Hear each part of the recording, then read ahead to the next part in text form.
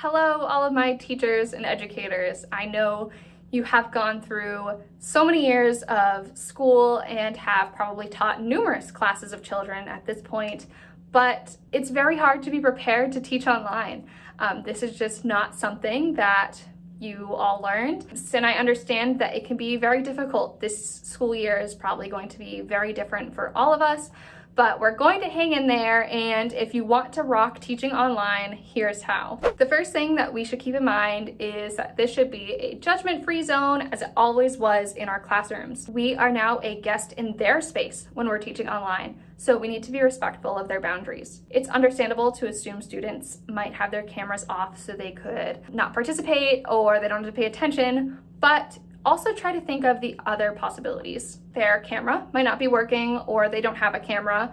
They could feel embarrassed that they either don't have a camera or that their room is messy. Siblings might try to disrupt the class or try to embarrass them as well. Their parents could be working in the background. Pets could become distracting. They're eating or they aren't feeling well and they just need a day in their PJs. They might have to use the bathroom, or they just feel uncomfortable on camera, all of which are just totally understandable, and we should try to keep that in mind. If they do have their camera on, unless their environment seems unsafe or unfit for them, don't comment on their surroundings. It really doesn't matter to their learning if they have a messy room or something is out of place. Because you're used to seeing them at school, you really don't know what their normal home life looks like. A messy room just shouldn't be the topic of conversation in class when there's so many important things to cover. Most importantly, overall, just try to put yourself in their shoes. Also, another problem that might happen very often, especially if you're dealing with younger children, are their mics. If their microphones aren't muted, or if they happen to speak at an inopportune time, try not to call them out for it, at least not on the first time. Like you, they could be using this technology for the first time and they're a beginner, or are just too young to use it correctly. Rather than making a big deal out of it and pausing the lecture, you can use your mute all button. On Zoom, as the host of the meeting, you have the ability to mute all of the members. This is a very effective way to solve the issue and avoid it from happening again. Another one of the many downsides to teaching online is that it's really hard to break up the day. You don't have children going off to specials like art, gym, and music, or running and playing at recess. So a good idea is to use a website called Go Noodle. It is super fun and it gets children up and moving through fun and interactive dances where kids will listen to music, they can follow the dances on the screen, or just do their own moves whenever they see fit. It can be a great way to get all their energy out so they're not squirming in their seats, and they can regain their focus. When you're on Zoom, this is actually very easy to incorporate into your day. All you have to do is share your screen after you go on to Go Noodle, and you can click whatever video or just music video that you want, and the students should be able to see all the characters dancing and be able to dance along while hearing the audio. A big thing about being in a classroom is all the interaction that you can get. And as a teacher, when you're educating over Zoom, it can be really difficult to see how your students are feeling, if they're retaining anything that you're teaching, and just overall how things are going in your classroom.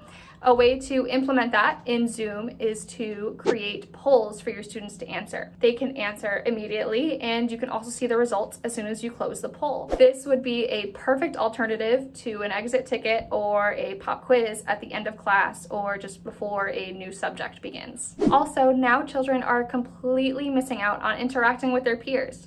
A way to facilitate some friendships are breakout rooms in Zoom.